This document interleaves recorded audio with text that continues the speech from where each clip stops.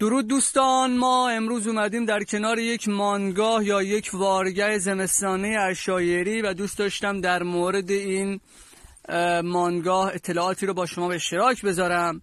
همون جوری که دوستان باستانشناس هم میدونن، برای نخستین بار در سال 1973 بود که فرانک هول در تپه طوله‌ای که اشتباهاً در باستانشناسی کشور با عنوان تپه طولایی معروف شده اقدام به کاوش میکنه و اونجا بود که یک باستانشناس برای نخستین بار با یک عنصر کوچنشینی، یا بهتر بگم عنصری که متعلق به جوامع متحرک در پیش از تاریخ ایرانه، برخورد میکنه. فرانک هول در گزارشی که به جامعه باستانشناسی ارائه میده در طوله‌ای به ساختاری به نام چل اشاره میکنه که من خیلی دوست داشتم در این وارگه اون چلی که فرانک هول بهش اشاره میکنه رو بهتون نشون بدم.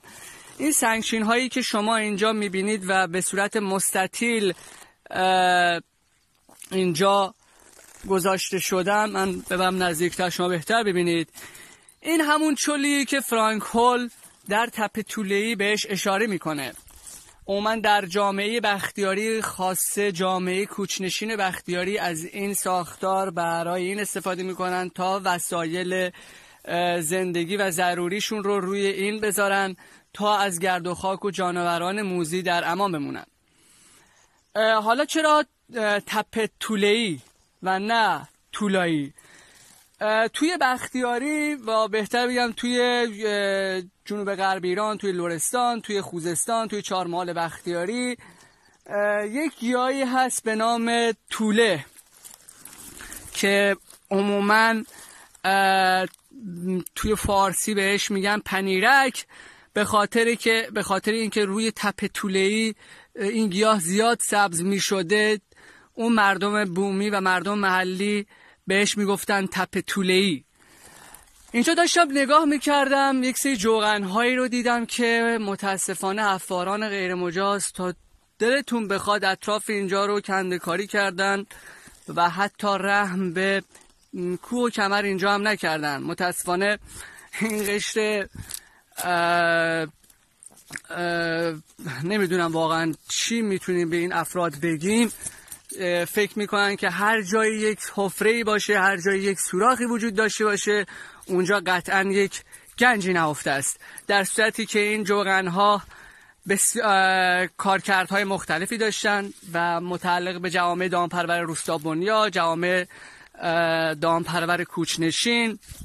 در بعضی وقتا چوپان‌ها اینا رو حفر میکردن، در سایر موارد میشه گفت که معدنکارها برای برش سنگ اینا رو به وجود می آوردن. بستگی به اون بافتار و کانتکستی که اون جوغن در اون حفر شده داره که کارکردش چی بوده.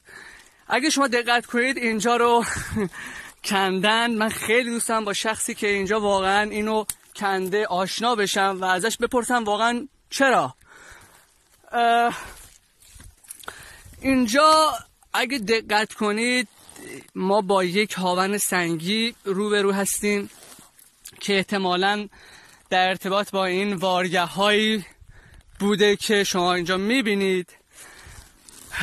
اگه دقت کنید اطراف این هاون بزرگ یک سری جوغن ها یا هاون های کوچیکی وجود داره که برای این بودی که زن خانوار وقتی میخواسته حبوباتش رو داخل این بکوبه و بچه‌ای که داشته، بچه‌ی کوچیک که همراهش بوده و اینجا میذاشه در کنار خودش، یهو دستش رو داخل هاون نکنه و آسیب نبینه. اینا رو اینجا درست میکرده تا اونا به نوعی باهاش بازی کنند.